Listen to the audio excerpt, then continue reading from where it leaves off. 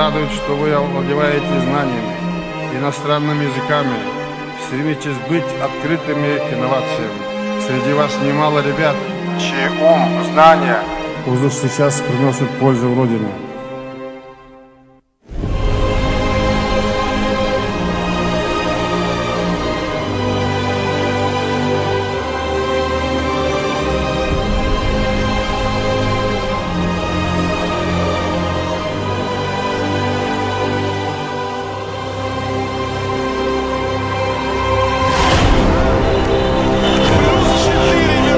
Газголь, рэпер, скриптонит. Интервью скриптонит.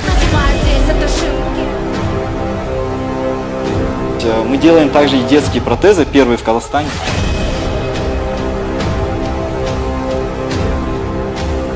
Мы все одно единое, мы все молодежь, мы все люди.